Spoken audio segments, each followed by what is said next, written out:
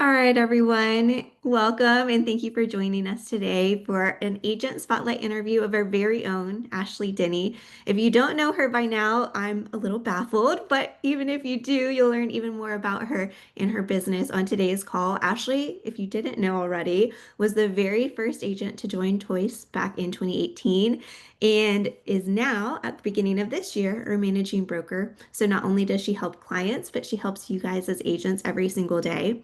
Um, there's a good reason that she is the person that you speak with because she has a ton of experience. She's sold over $75 million in volume over the course of her career. That's more than 200 homes closed. She averages about 25 homes a year, is a top 500 agent with Triangle Real Producers magazine, has a team, is a wife, is a mom of two adorable little girls, and is someone who is living out her childhood dreams of having farm animals in the suburbs. So Ashley is someone that I can't wait for you to learn more about. Ashley, thanks for being here today.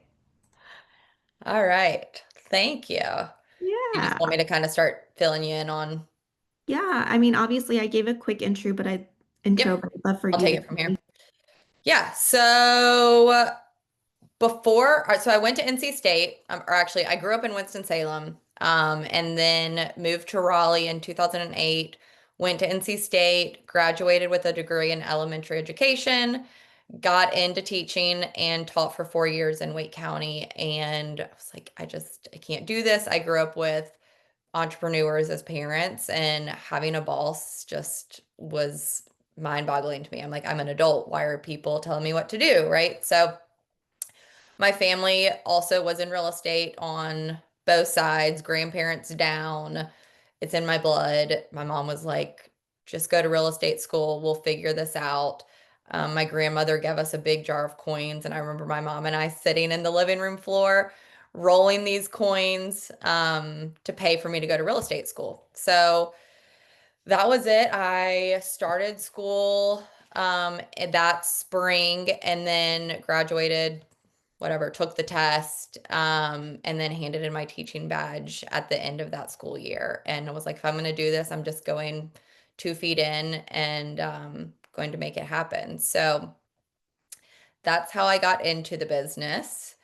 Um, It's so funny when you were telling me this getting ready. I'm like, it's so funny that our kids like will probably never know what it's like to roll coins, you know? And I love oh, that yeah. that's part of your origin story.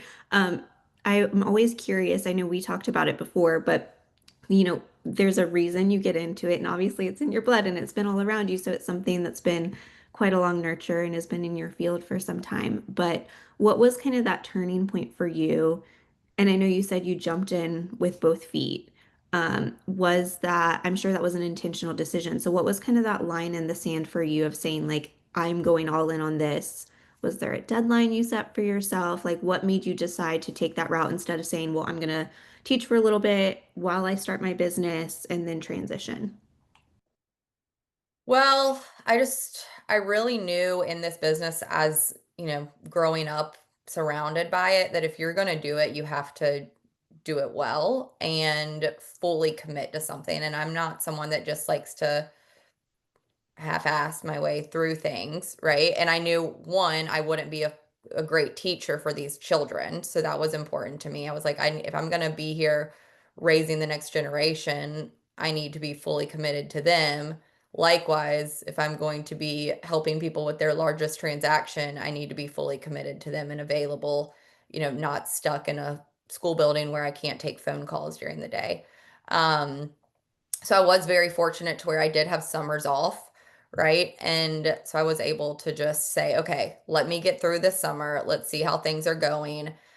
Um, Everything was mandatory for me right when I first joined. So I showed up to every single training. I did all the things that I could do. Um, and I don't know. That was kind of I didn't have a deadline per se, but I was going to keep going until I just couldn't do it anymore. And I knew I could get back into teaching if I wanted to. Yeah. And obviously, everyone needs to make a decision that's right for them and their finances. Of And at the course. same time, there's something to be said about like fully committing and fully taking a jump. And so I love that you were able to do that for yourself and definitely showing up to trainings. as much as possible is a huge way to start building your business, and just being in the office and surrounding yourself with people who are having those conversations that you can overhear in terms of how are they guiding clients. I'm curious, obviously trainings are a great place to start. You said you were doing all the things. What were all the things, and how did Yes, so you I go was like, I was from trying like to look at all my training notes, to, like when are we gonna hit that? yeah, Um, Yeah, so obviously, I remember when I first joined this office, I didn't even know that trainings weren't mandatory. I remember calling, it was Jake Dixon at the time. He's the one who hired me. I know some of you guys know him. And I remember being like, I'm so sorry, I'm not going to make it to this class, or I'm not going to make it to this class. Like, to me, it was like if I was going to be doing that, I had to be there, and I thought that's what was expected of me. Um, but either way, I would have been there, right? So that I did a ton of open houses. My very first sale actually was somebody walking into an open house and wanting to make an offer on a property. And so I know Brian always says this, like if he were going to move somewhere and start his own, restart his whole business again, he would just do it by doing open houses all the time. And I feel that to my core as well. Like that's what I did. I did not pay for any marketing. I did not buy any leads. I was just going to go out there and talk to people and find clients. And it's kind of crazy. My grandfather, his very first, he had just passed away when I got into the industry, and his very first sale was also somebody walking into an open house. And then I actually, the other day, I had an agent host an open house for me at our listing in Fuquay, and it was crazy. Somebody came in and wanted to make an offer. So I do feel like that's actually probably happening more these days with unrepresented buyers and whatnot. But yeah, let me see. I definitely made sure to time block every single morning. I called 10 people, 10 real estate conversations every single day. At one point, I took this training called Bold, and that definitely helped my business. The whole concept behind it was having 100 real estate conversations a week, and then you could do something called a bold 100. So one that was 100 conversations in a day.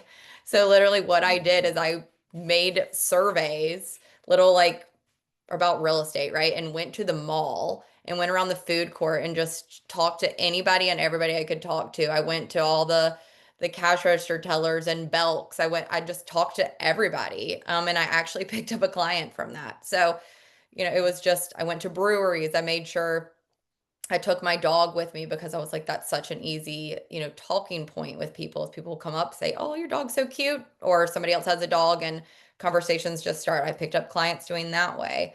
Um, so that's essentially really how I built my business. Um, Kate, go ahead. Yeah, I just wanted to chime in and say, first of all, I'm so impressed by that because, a lot of us in real estate are pretty outgoing, but I think most of us would say I would be pretty uncomfortable going up to random people at the mall and starting conversations, nonetheless doing it with 100 people.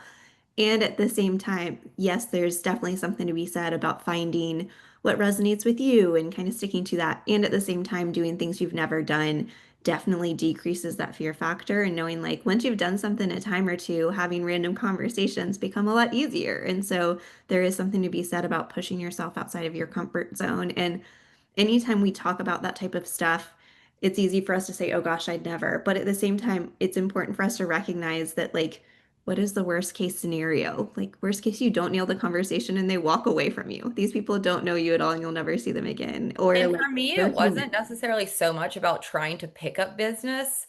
It was just talking to people, right? And oh, I'm doing this survey for, I don't remember exactly what I said. It's been 9 years, but, doing this survey for my real estate firm, so that way I'm telling people, oh, okay, I'm in real estate, but I'm not like, who do you know that's looking to buy, sell, or invest in real estate, right?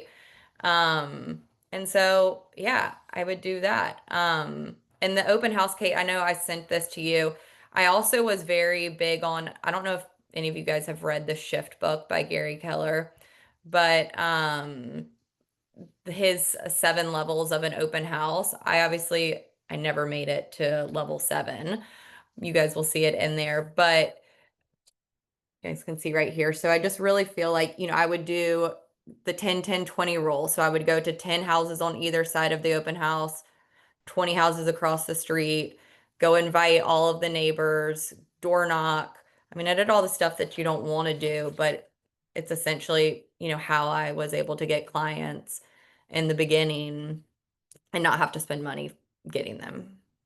What were your conversations like in the open house, and then how did you follow up with people?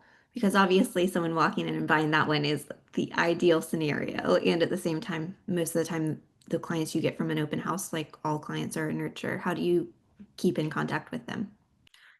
So I obviously always ask them for their contact information. And, I do this because, I'm like, well, the sellers just really like to know who's been through their house. Do you mind providing this contact information? I'm not the type of agent that's going to bombard you with spam and emails and all of that kind of stuff. And generally, I just start having conversations with these people. I actually had somebody that followed up with me like 3 weeks ago from an open house that I met a year and a half ago.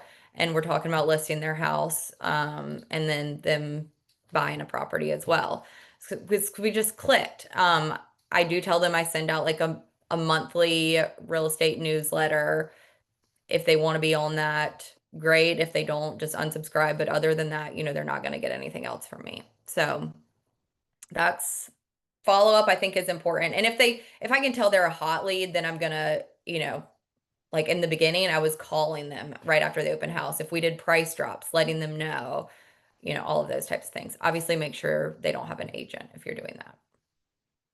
And I know you mentioned it on the front end, but one thing I want to kind of circle back to that we hinted at is, you were doing a ton of training, but you're also doing a number of other things, and we'll get into some of that as well. But I think it's really important to underline the fact that not only were you doing training, but you were taking action. And I think so often we can use training as a crutch in some ways of saying instead of getting out here, oh, I've got this thing to do, and it needs to be both, right? Like at some point we have to get into our business. And so doing both and finding your rhythm and not being afraid to say, oh, that didn't work for me this time. Maybe I'll try something else, and kind of hearing It's it funny from you other say that people. because literally, like, my one big takeaway for any new agents that I wanted them to have was like, done is better than perfect. Because I definitely, I struggled with that. And I see a lot of agents who do struggle with that as well, as they want everything to be so perfect before. And I get it. Like, it is your brand, it is important for it to look nice. But sending out the postcard is better than not sending out the postcard at all, right? Just doing all the things that you need to do. Don't spend so long feeling like, oh, I don't know what I'm doing. I've got to get everything right. Just jump in and start doing it. And worst case, if it's wrong, next, like hit the next button, move on. Yeah. There's a lot that I want to touch on that we'll get to in a second, but I do want to spend a minute talking about relationships with agents because that was something that you also really focused on from the beginning, just making sure you're in the office and building relationships with fellow agents. And I know in an ever evolving, more and more virtual world, that can be difficult. And at the same time, you never know who's going to be getting out of the business or who is ready to start a team or who's ready to maybe make a casual partnership, right? Like I think those relationships really matter and kind of finding your crew and just knowing that you're not in it alone. Will you talk Yeah. about that? Absolutely. So at the first firm I joined, I was doing something called Ignite, which was, the initial buyer training that you're going through, and different more established agents would host the sessions. And I found an agent that she was an older lady, Dottie Garaki. I'm sure plenty of or many of you guys may know her. And she needed so much help with technology. And I was like, well, I need a mentor, right? And so I would go in with her and I would help her with all her computer problems. I'd help her with all her marketing things. And she really just helped mentor me and occasionally would refer me a buyer lead or just really finding my niche, and really just learning the grounds. And anything she would let me go to with her, I went to with her. And then that in turn led to, Brian was leaving to start Choice, and we knew each other in the office. But he could tell, I'd done 4 transactions my first year, and then year two, I did 13 transactions. And so, it's like, obviously I can do more, but I have some experience. He knew Kevin Martini was the lender that him and I both used at the time. And so, you know, Kevin was like, Ashley, I think you guys would be a really great fit. Like from what I've seen, you guys run your businesses very much alike. And so Brian needed somebody, sorry, Tucker, my dog's talking. Um, Brian needed somebody to take over his clients as he was trying to start building choice. And so, Tucker, stop. Sorry guys. And so it was just a great opportunity for me to now learn from Brian, which is obviously what has led me now to where I am today, right? Because I've worked very closely with Brian for a couple of years as he was building up the firm that we're now all at in love. And so a lot of the questions that I would ask him are now the questions that I'm getting from agents. So it was great getting his mentorship. And then also really helping me build my business that way as well. And I know so many people hate the word scripting, and I like to throw it out there. So intersect it with whatever term matches with what resonates with you. But I do think that there's so much value to be had in hearing how other people say things because you never know how it's going to land. And once you hear it in a tone that makes more sense to you, then it's easier to implement it in your own business, you know? So, anyway, yeah, I think it just matters to surround yourself with agents who are in the business and doing what you want to be doing. So, all right, I want to talk about nurturing your people because we're going to dive more into some lead generation here in a second. But one of the things that you're really good about is treating your existing clients who are in the transaction as lead generation itself, just through that client experience. Will you talk about what you do while you're actively under contract and while you're working with people to translate into something that's polished and professional and clearly communicated so that that builds referrals in and of itself? Yes. Can I go let my dog out real quick so he'll be quiet? Okay, sorry. The joys of having a dog. Mine was squeaking on a toy right before we got started. While we have a second, is there anything that you guys are hoping to have answered, or anything, especially lead generation related, that's on your mind as we're having this conversation? Feel free to pop it in the chat or unmute.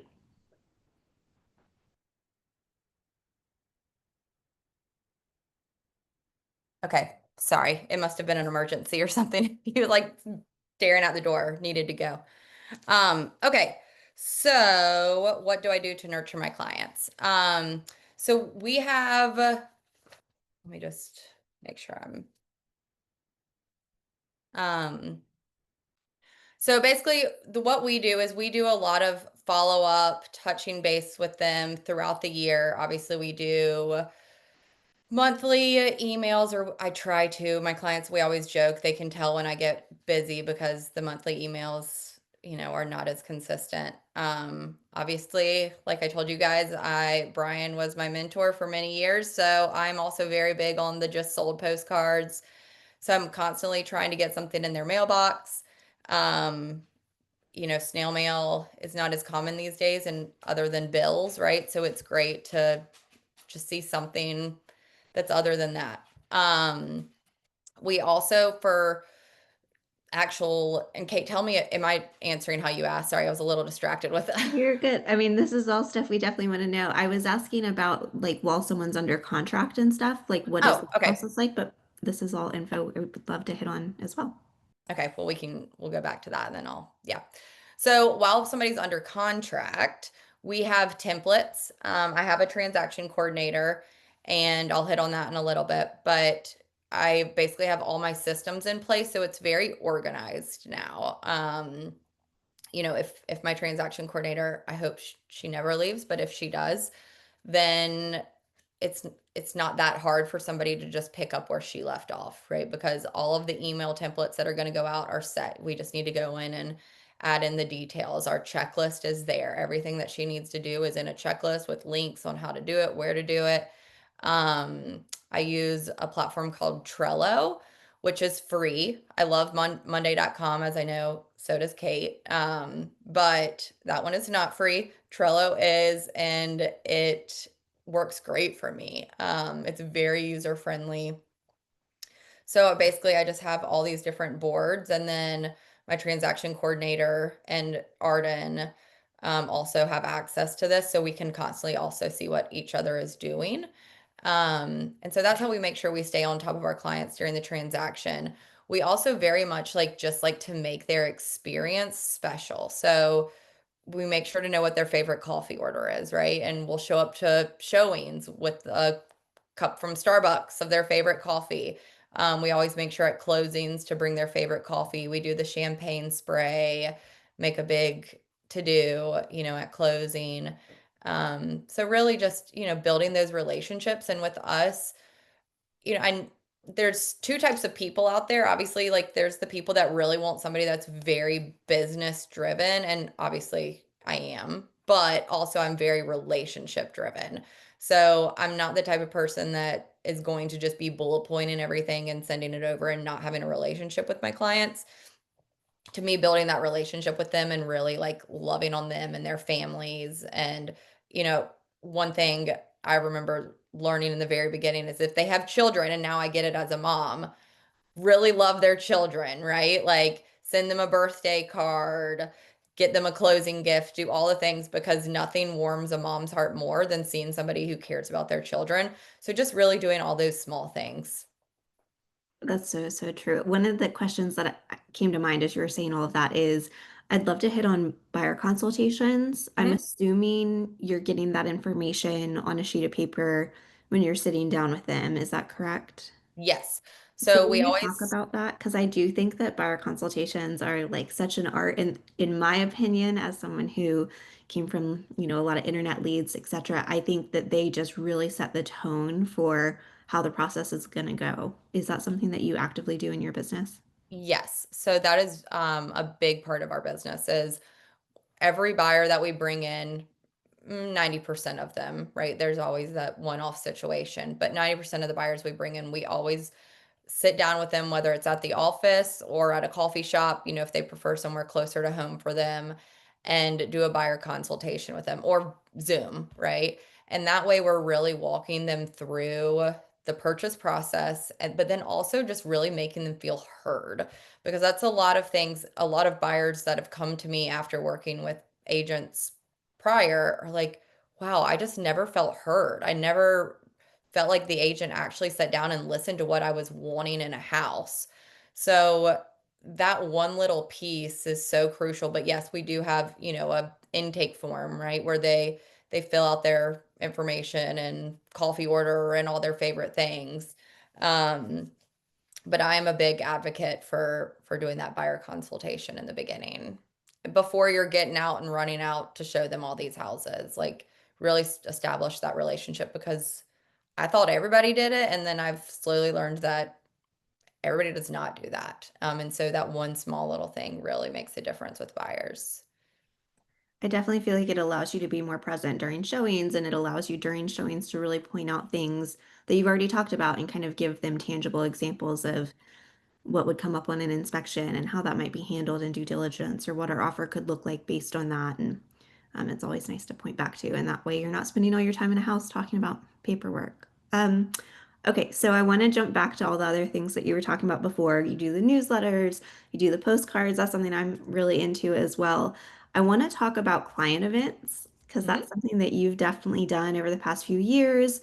And I think we can all say that we see the value in them, and yet they are very intimidating to plan. Will you talk about what some of the client events have been over the past few years that you've done, what it's looked like to put them on, how they've been received, just any info you want to share about those? Yeah. So this goes back to my done is better than perfect, right? We have done client events. We've done them at a pumpkin patch. I can't even remember. Phillips Farm, I believe, in Cary was the pumpkin patch we did, and that was a lot of fun. We've rented out a movie theater. That was a lot of fun. We did that at Christmas a couple years ago to do the Grinch.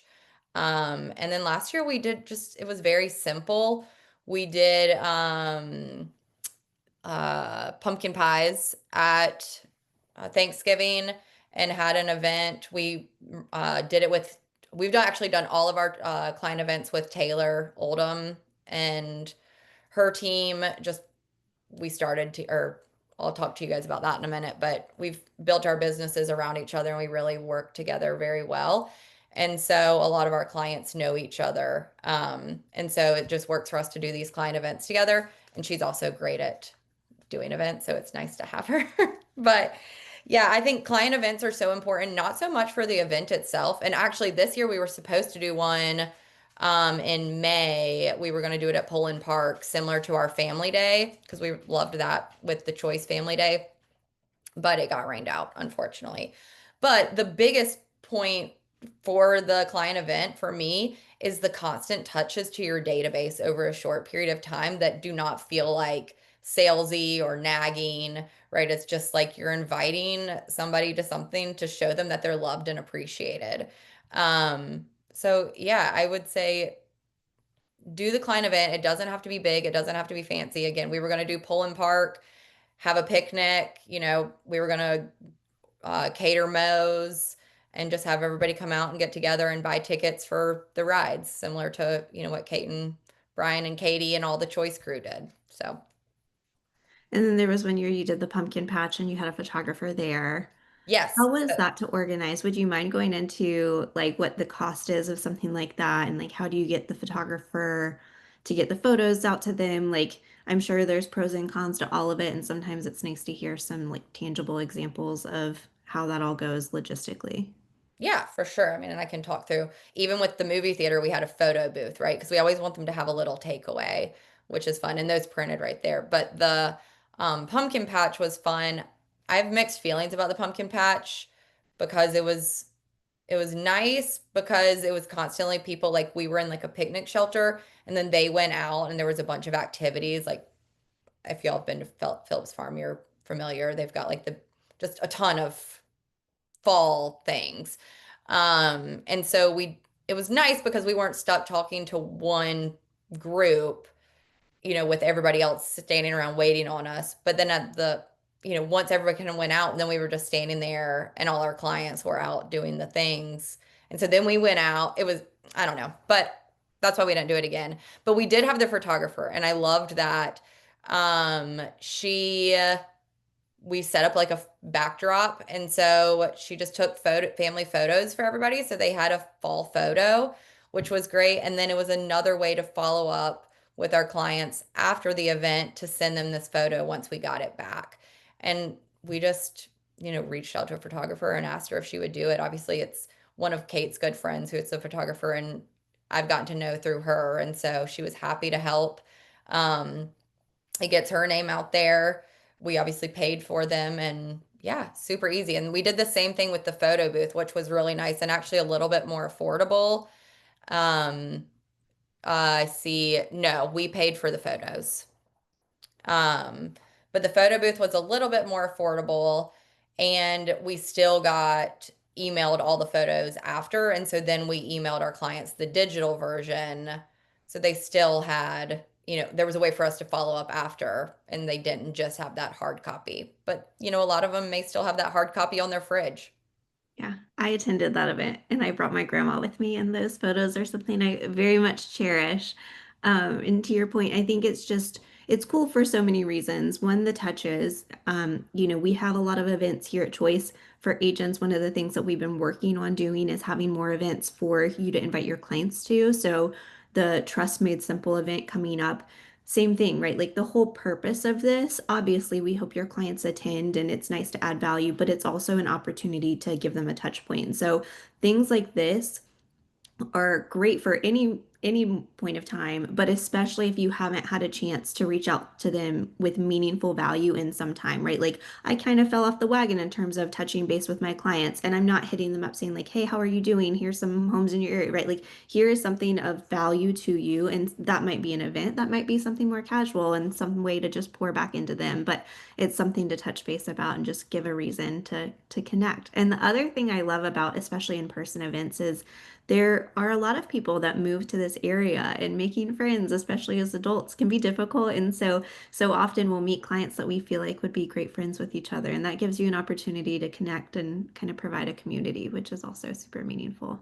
Yeah. And I will say again, like Kate said, client events can be intimidating because you think it needs to be some big, expensive, fancy event. But, the pumpkin patch, it ended up being a couple $1,000s, which in the grand scheme of things is less than one commission check, right? And you're going to get business from it. but I know even that can be intimidating. So, renting a shelter at Poland Park and catering Moe's is a lot less, right? It doesn't have to be big and fancy. It's just look at it as a gathering of your friends and do something fun that everybody would enjoy.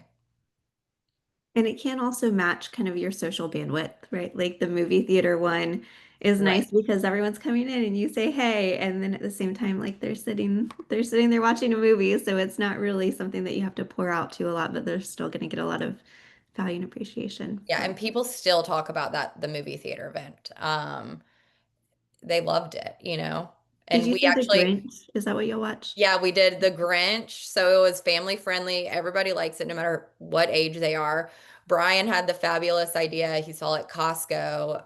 We did it at Alamo, and they had, I think you could get like four $25 gift cards for $50 or something like that. So we went and bought a ton of those because we did have a food and beverage minimum we had to hit. And so we passed out $25 gift cards to each family so they could pick out if they wanted popcorn or a drink or whatever they wanted, but they had that $25 to purchase something to eat with. That's so cool. I love it. Does anyone have any questions about client events or any other lead generation that we may or may not have hit on yet?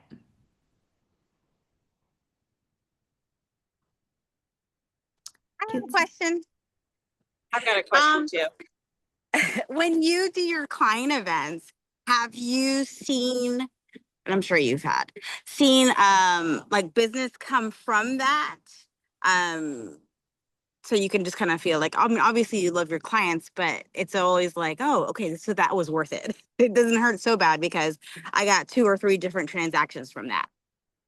Yeah, it's really hard for me to say specifically what it comes from. Like, I don't feel like somebody's called me, like, come up to me and said, "Oh, I'm selling my house tomorrow because of this client event." Do you know what I'm saying? But definitely, like, I definitely have gotten business from it because it's allowed me to stay in touch with these clients over the years and to, if I haven't seen them in a couple years, see them, and it will spark those conversations when we're there. Like, oh, I'm thinking about X, Y, and Z. Like, I might start looking at properties here in the near future if this doesn't work out.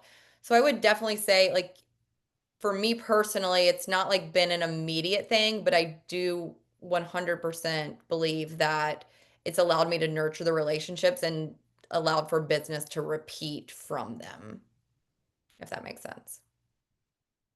Makes sense. And I guess that's something we didn't directly say, right? Is there was a lot of lead generation that you tried open houses and you still do mailers and things like that. But from all of that, you built a really strong client base that you're now able to nurture through just casual check-ins and doing events and things like that so that they do build referrals. So even if it's not something that you can tangibly say this exact thing did it, it's the nurture in all of those ways, which is everyone's ultimate goal is to have people coming to us saying, hey, someone mentioned your name. Stacy, I know you had a question, and then I'll get to you, Jen. Okay. Yeah, I was just curious. Do you plan your events for the whole year, like at one time, or do you just say, "Oh, like, I need to do an event this year. What's it going to be?" and just do it, or like, how in Girl, I advance do fly you by the seat of decide? my pants. I'm not as good as you. Stacey, you'll have it all planned out by January for next December.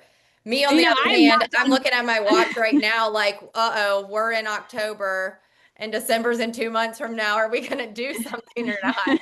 But Well, no. I have not done one client event yet, so that's why I'm like, I just haven't done it, and I know I can, but like, Well, I don't know. I'll Do you help just you. say like, okay, in January? Yeah, But no, I just do. I mean, curious. all jokes aside, when we're doing our business planning at the beginning of the year, we do sit down and actually plan out, like, each month what is our touch going to be that month, outside of, like, we also send the magazines and the news or the email newsletters, right, that I've said, but we try to every other month have like a different type of touch. So we do plan what our client events are going to be, but we don't actually start like planning them out per se. Like, we're not reaching out to vendors until we get a little bit closer and we know, like, okay, this is definitely what we want to do. But we decided Okay. for this year, like the May event, we did decide in January, like that was what we were going to do this year. And do you get sponsors for like all your event or every event? And how do you just go about that? Yeah, so we reach out to obviously Allie, our attorney, homeowners insurance person, and many times they will help us. Other times they're like, "Oh, I can't make it work this time." But yeah, we do always try to get sponsors. And like this year, since we were doing the Poland Park thing, we did a big giveaway. So similar to what you guys did at the New Year's Eve, or not New Mm, Year's Eve, but the choice client event that was right after the new, or not client event, agent event yeah, with all the baskets. And so we were going to do right. raffles. And so Taylor, of course, she has a lot of connections from where her previous job was. But we reached out to a lot of people on Instagram, just local companies, and asked if they would Yeah. want to donate for a giveaway basket. Um, and so we got a lot of things that way. And then even though that was going to be like our takeaway from this event, right? And even though this event got rained out, it was still nice because we did the raffles and we were still able to go drop those off at the clients. And they may or may not have been skewed a little bit when we were doing it. But, you know, we did like, I mean, we tried to keep it as fair as possible and we did go, have those touch points again as well. That's fun. Thank you. Yeah. Jen, what she got? Oh.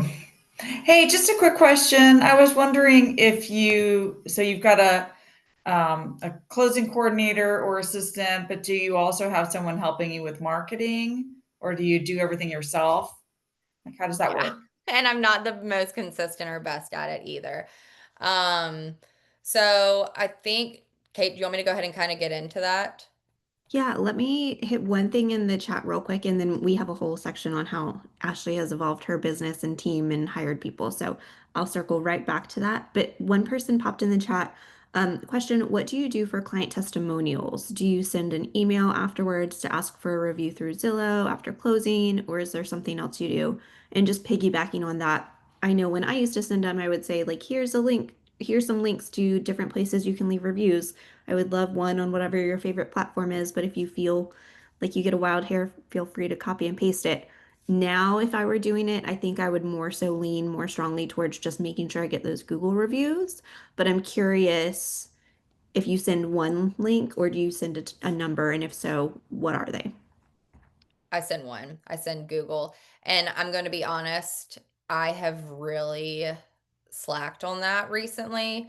I need to get better. But yes, that's what I would do. And I think I just use Brian's template. I believe it's probably somewhere asking for reviews. I think it's in Suite Assist. And, basically saying my business is 95% referral based. My online presence is extremely important. So when people are looking me up, they can see that I'm active and have a good reputation. Do you mind leaving me a review? Here's the link. I'll even attach a photo from their closing to that email so they can upload it to their review if they feel like they want to. Um, but yeah, that's all I do. That's cute. And adding a photo is really nice because that definitely boosts it a little bit on Google. Okay, let's change gears. I know we're eager to talk about your team and how it's been built. And so I just wanted to ask you kind of, will you speak to the evolution of your business over time? Who was obviously you started as an individual agent. I'm curious, was starting a team something that you always had your eye on, or did you just reach kind of the end of your bandwidth as an individual and hired out of necessity? Who were your first hires? How's it evolved? And then we'll kind of peel it back from there. Yeah. So I'll say when I started, I I didn't get into real estate with this huge goal of growing a team. And I don't necessarily think I want to have a huge team either. I mean, it would be nice to just have everybody running everything, right? And I'm sitting on a beach in Tahiti, but I also I don't want to do that either. I like to be a part of it. I love the culture. So no, I wanted essentially probably to just have like one transaction coordinator and a buyer's agent. And obviously, if things continue to grow and we need more, then we'll do that. But my long-term goal, I would say, is not to have a huge team. So it was more so like just hiring people whenever it was needed, right? Because I was like, I want to be more present at home, or it's just becoming too much on my plate. Um, so obviously, when I started working with Brian, I had never had a transaction coordinator before. But Kelly was his assistant for transactions as well before she became this awesome admin at Choice. And so she was my transaction coordinator, and I was like, oh, this is actually really amazing. Like using this leverage to be able to just focus on the clients and not so much on just the transactional, the emails, the coordinating with the lender, the attorney, like the time suck things. And I'm not the most, just be honest, I'm not the most like organized. I'm not a high C, right? So I don't have all my papers and ducks in a row, but having somebody that can help do that was great. And so then obviously as Choice continued to grow, Brian was like, I'm sorry, Kelly's got to do just this one role. And I was like, all right, well, I want to have another TC. Meanwhile, Taylor Oldham, previously Link, she was a past client of mine. And I had always told her, I was like, she was in marketing at the time. And I was like, one day maybe I'll be big enough and I'll be able to hire a marketing person and you can come help me. And so that's not how the role ended up working out. But she did reach out to me and was like, I'm miserable at my job. What do I do? And I was like, you know what, girl, I've got you. Like, business is good. Brian needs Kelly. Come on, I'll kind of mentor you. You can help me. I'll teach you the TC role. Like, I knew my big thing when hiring is it's not so much skill set is important, but it's the person behind the skill set. Like, and I was like, I knew we worked together well. I knew I enjoyed being around her. I knew we were similar enough to where my clients would also like her, right? And so she joined my team, or not really. She was growing her own team, but she helped me, and then I helped her in return. So I knew that it wasn't a forever thing, as her goal was to grow her team.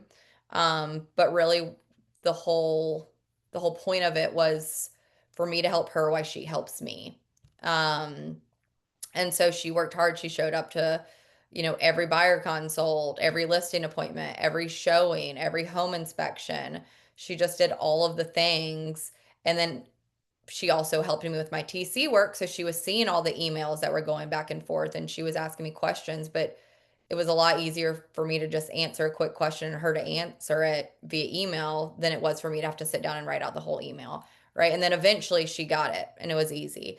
And then her business exploded. She obviously helped me when I was on maternity leave with my first. And then her business exploded. And so she was kind enough to help me find another TC, which was Kate, who's now her buyer's agent. And then Taylor was like, actually, I want to hire. And I was like, well, I don't want a buyer's agent. Like for me, I've always been like, I'm not hiring somebody until my production gets to the point where I can't do it all. And so I was like, I'll get another TC. And it actually worked out that Sarah Cobb at the time then, she was not wanting to do as much transactional wise, but just wanted a little something on the side. And so she helped me with TC work. And so this is why we go back to, the that initial comment that I made a while ago with just really having all those systems in place. It wasn't that hard to transition from TC to TC. Like obviously there was a little bit of a learning curve, but it wasn't anything that terrified me, right? Like I wasn't like, oh, if somebody leaves, everything's a mess and nothing's going to be taken care of. Um, Again, obviously I don't want people to leave, but I know that's not necessarily like what my goal was when hiring. My goal was truly to like make this a win-win for both people and help them with whatever their long-term goal was as well. There are a few things that you said throughout all of that that I was making notes on, but one of them is what you continue to hit on is doing what feels good to you. And I think so. as with any business, but especially in real estate, we're so fast to try to copy and paste what that person on Instagram is doing, or what we heard in a YouTube video, or what our brokerage that we were at forever has told us is the plan for growth and next steps, when in reality, it's always just an internal audit of like, what is it that I need and what can help me get there and what feels good to both of us, and just kind of continuing to do that audit. And I also think not letting the fear of the long term and the unknown of it prevent you from taking action, because that's something we all struggle with. Of course, we don't want to have to quote unquote train someone over and over again. And at the same time, of course, that person too wants to evolve. And over time, that looks different for everyone. And even if someone thinks that they want to be doing TC work for now, maybe they get into production later. And that fear of, is this the right person? Are they going to commit to me for X number of years? Who knows? They probably don't know. And so if we spend forever there, then we're just going to stay stuck feeling like we need to be doing everything and that no one is going to fit that mold, when in reality, like, we just need to be open to the evolution of it and honoring their growth and honoring what's needed for us. So I think that's something that all of us, um, Yeah, and I think too, like long-term goals, thinking like for Sarah, she really wanted to step back. So the reason she's no longer my TC is she really wanted to focus on her family. And so I support that as well. Just really supporting people with where they are, and what's most important to them. And so then to continue on with my hires, like I got very, very fortunate that my previous paralegal had just gotten licensed. She no longer was working at the law firm that I used to use. And so I was like, "Do you want to come on as my TC? You're bored at home." And she did. And so it's just been wonderful having her. I pray she stays forever, but I don't know. We'll see. And then as far as Arden, who I hired as, she's working with my buyers now, that wasn't necessarily a necessity as far as like just what I can do production wise. But I knew when I took on this managing broker role, I wanted to be able to be present for the agents as well. And so I needed to have some more leverage. And one of my big goals with this transition was I have young children, right? And these years are flying by, and I wanted to be as present as I could with them at home. And so having her is wonderful because she can go out and do the showings on Saturday. If I'm on the phone answering questions for our agents, at least I'm still at home with my kids. And so it's just really like, yeah, finding what makes you happy. will you speak for a minute about your people, like especially Taylor and Arden, riding with you to showings and to buyer consults? I know you mentioned that, especially with Taylor, but that's something that you've done with Arden a lot, is just having the people in your world that are going to be kind of an extension of you and your brand, who are also learning and finding their own voice with it. They're hearing the conversations that you're having both with clients and in, evaluating inspections and things like that. Will you just speak to what your rhythm is for that?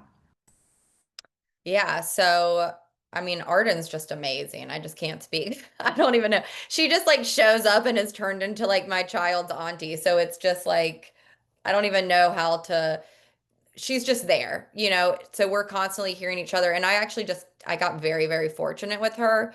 Um, Found her through Taylor, actually, praise Taylor. Um, that she's had a lot of experience as well, but she's lived in different areas of the state. Her husband he's doing his residency right now, but when he went to med school, she had to move from Asheville to Greenville and then Greenville to Durham. And so she hasn't had a lot of time to actually build her clientele and her database. So it's actually been beneficial for both of us to be around each other, as I'm learning a lot about like what she did on teams and whatnot, and in other parts of the state. But then she's also, just with me all the time as well, hearing conversations, and our clients just know, we're a 2-for-1 kind of package. One of the things that I love that you mentioned was about finding Arden through Taylor, which is something that I want to hit on for a second, because I think the other part of struggling to hire is always, how will I even find this person? Like, there are all these platforms. How do I find them? And I think quite simply just putting it out there is step one. Like, it's so obvious, and yet for some reason we never do it. But that's how I found someone that made my reels for a year. It's not something that I wanted them to keep doing because I ended up taking that back as something I enjoyed. But like for a minute there, that was something I didn't want. I just posted it on my Instagram story and was like, here's what I'm looking for. If this is you, like send me a DM. And it was someone already in my world, right? And so just putting it out there, you never know who's looking for that exact thing that you're hoping for. Um, Michelle tell said just being a TC is the best way to learn as a new agent. I agree. Going through the Yeah. transactions, there's no better way to learn than through the transactions themselves. Yeah. And I will say, as far as like the hires goes, when I was trying to find a buyer's agent, I was posting it on Indeed. I was doing all of the things like, that a lot of people do when you hire, and all the people that were applying, I was like, this just isn't the right fit. This just doesn't feel right, and I wasn't going to just hire somebody to hire somebody. For me, it was very important to make sure it was somebody that I knew I could be around day in and day out, and we were going to click on a professional and a personal level. Um, and so, yeah, what you said, I posted it on my Instagram, I shared it on my stories, and then it just kind of spread through word of mouth. So again, goes back to what I'm saying. Just get out there and talk to people. Let them know, hey, I'm looking for somebody. Talk to every agent. Most likely somebody knows somebody. A comment in the chat is I'm struggling to get my systems in place. My thought on that is always to just do what you need to do for a given transaction and then use those as a starting point for creating your systems. Like Hmm. anything that you're going to send more than once should eventually become a template. But I'm curious what your thoughts are on it's not asking anything, but I'm just curious if you have any pieces of advice for someone in that situation. Absolutely. So there's two different ways that you could go about this, right? Is just one, exactly what Kate said, right? Like struggling to get your systems in place. Okay, start paying attention to what you're doing repetitively and then just create an email template for that. But think about like what are the main points throughout a transaction? Initial meeting, right? So come up with an email template to send for after you've had your initial consult. You go under contract. There's always going to be an email that goes out under contract or after you go under contract. Repair negotiations. I have one for buyers, one for sellers. A week out from closing, a closing email, your review email. So just think about those things. Or there's Hustle Humbly, right? The podcast, they have templates that you can buy. And so I actually purchased those, and I had my old templates and then just merged those to make them how I liked them. So you could go about it a couple ways, but I think, whatever works for you. And then I know in Sweet Assist, there's a checklist, and that's pretty much what my checklist is built from. And then I've just tweaked it to how I run my transactions. Perfect. As we wrap it up, I want to finish the conversation on talking about boundaries because that's something that all of us as agents have to work really hard for. And often it's after we've kind of like exhausted our bandwidth. And so I'm just curious, like, what are some boundaries that you've put in place for your business? What does that look like in terms of how you communicate it out to people? And then would love for you to also hit on like vacations and making time for your family in intentional ways and what that looks like. Yeah, so I mean, boundaries is something I still am always striving to be better at. But I've got it to the point where, if I respond, it's because I don't mind responding at that time. Um, for the most part, though, I try to shut it down about 7. I told Kate, I actually recently, I was like, I was tired of carrying my cell phone around with me all the time, being worried that somebody was going to call me or I was going to miss something. And so I found these house phones on Amazon that will Bluetooth to your cell phone. And I've hooked them up in my house. So now I leave starting at 7. I try to set my cell phone down, um, and really just focus on my children and my family. And I know that if somebody needs me and it's an emergency, right, they're going to call me. And my house phone's going to ring and I'm going to hear it. So that's helping. It's also it's a conversation that I have at my consults up front. Like, feel free to shoot me a text, but just know, at 7 o'clock we start start bedtime or dinner time, bedtime, all of those types of things in our house. So it may take me a while to respond, or it may be the next morning. But your text messages aren't bothering me. Sometimes I'd rather know the night before that there's a property that you want to see so I can kind of get in my head before I go to bed about what my day is going to be. Um, but I may not respond. And so just having that conversation up front really like frees me from having the anxiety of seeing a text message on my phone and feeling like I've got to respond to it right now. I think half the battle is just putting it out there. We Agreed. get so worried that if we're not available 24/7, somehow we're going to miss something, when in reality, like they don't expect us to be robots, or if they do at first, then as soon as you kind of set that expectation, it's just a reminder to them. There's only so much that could be truly an emergency in real Right. estate. And I make sure to tell them at the consults, like, look, if we are negotiating a contract, you know, I'm going to be talking to you until whatever hour, right? Because I don't want you to lose a deal. But if this is just something that's not time sensitive, I'll get back to you the next day. The last thing I want to touch on, and then we'll open it back up for questions. So if anyone has any that are burning as we wrap it up, feel free to pop them in the chat or do the little hand raise icon. I'll get to you in just a second. But the last thing I want to touch on is vacations. I know, they always say if you aren't busy in real estate, go out of town, but at the Yep. same time, that can be a little anxiety ridden. I was always of the mindset that sometimes it's easier to just plan those last minute ones. You don't have any showings this weekend, so maybe we'll do a quick beach trip or something like that. How have you woven in designated time like that into your business? Well, I would say I'm type A, type B, like both. But when it comes to vacations, I'm very fairly sporadic like you as well. I this is something I need to be better about, but it's very much like, okay, how do I feel like my business is going? Do I have a lot coming up in the next month or two? And if I don't, I'm like, let's book a vacation, So that's how we do it. And vacation is very important to me because it's a way to get away and be with my family and not have all the pressures of the outside world on us. I mean, just focus on us time.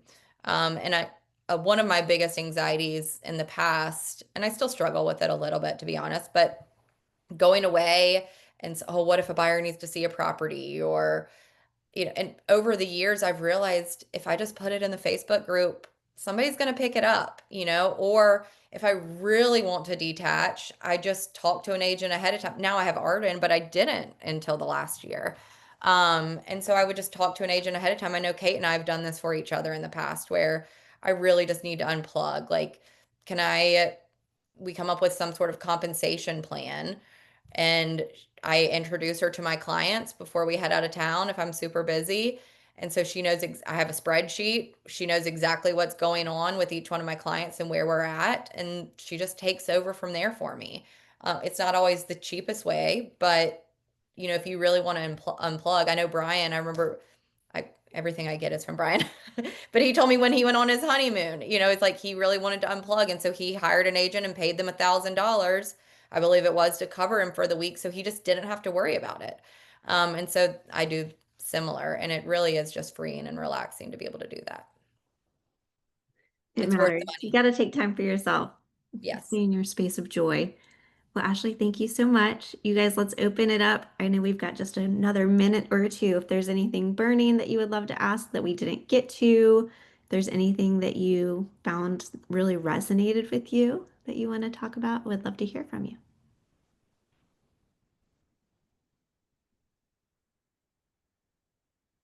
Cool. Well, you guys know where to find us. Ashley, thank you so much for doing this today, for being an open book. You guys know how we feel here, but we always strongly feel that the best way to learn is from each other and to see how other people are doing their business so that we can take what resonates and implement it in our own lives. So thank you for spending time with us, Ashley. Thank you again. You guys have a wonderful day. Talk to you soon. Thank you guys. I appreciate y'all showing up. Bye. Bye.